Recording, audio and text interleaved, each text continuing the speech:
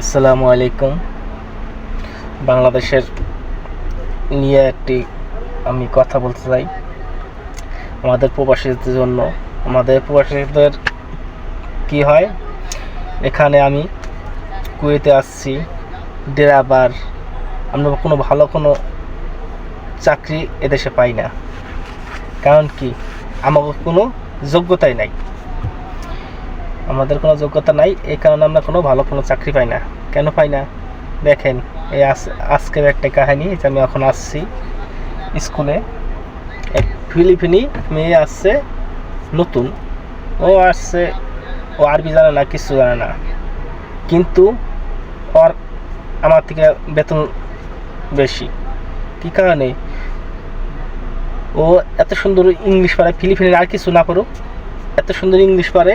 ওরা ইংলিশ দিয়া সব দেশে, এই যে কোনো দেশে যাবেন আমাকে থেকে, কিন্তু গরিব নাকি জানি না দেশ, কিন্তু ওরা এত সুন্দর ইংলিশ পারে।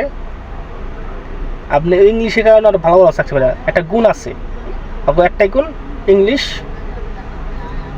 ওকে চেহারা দেখতে এরকম ভালো না, থুপড়াও বড়, কিন্তু একটা গুণ আছে, ওটা হলো সবাই ইংলিশ জানে। আমি বাংলাদেশে এসেছি, স্কুল থেকে স্যারেরা মাস্টাররা ইংলিশে কথা বলে, ইংলিশে টকিং করে, আস্তে আস্তে শিখতে পারে। কিন্তু বাংলাদেশের লোকজনরা কোনো ইংলিশ কোনো কিছু পারে না।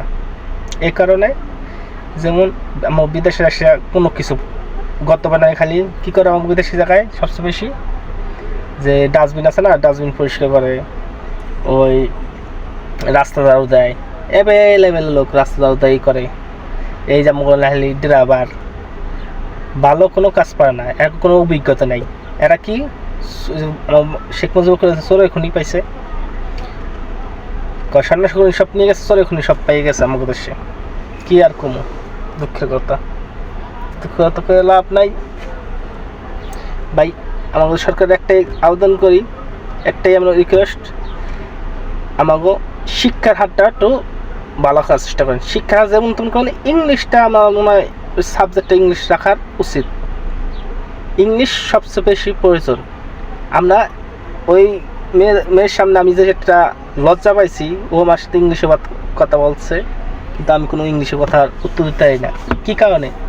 কারণ আমি ইংলিশ জানি না। আয়ে পাস বিএ পাস লোক, তারাও ঠিকমতো ইংলিশ কইতে না। কী কারণে কইতে না? একমাত্র ইংলিশ টকিং, কথা বলে না। এই কারণে মানে স্কুলে বাচ্চাদের ইংলিশে কথা, ইংলিশ মিডিয়াম একটা এত স্যার থাকে, ইংলিশে কথা বলেন, সব স্যারে ই দেন 10 লাখ 12 লাখ টাকা ঘুষ দিলে আমাকে। আর হইল আমাদের দেশের মামা খালু যারা আছে, 10 লাখ 12 লাখ টাকা যারা আছে, টাকা দিলে আমাদের দেশে চাকরি হয়ে যায়। যার টাকা নাই, হ্যাঁ চাকরি নাই। চাকরি কোনটা হয়? যে সবচেয়ে বেশি কষ্ট করতে পারে, বড় আকারে করতে পারে, পরীক্ষা দিতে 3-4 জায়গায় যে এইটা ওইটা দিয়া সব ত্যাগ করে, হাজারের ভিতরে 100 জনের হয় চাকরি। মামা খালু যারা আছে, হ্যাঁ সবার চাকরি হয়ে যায়।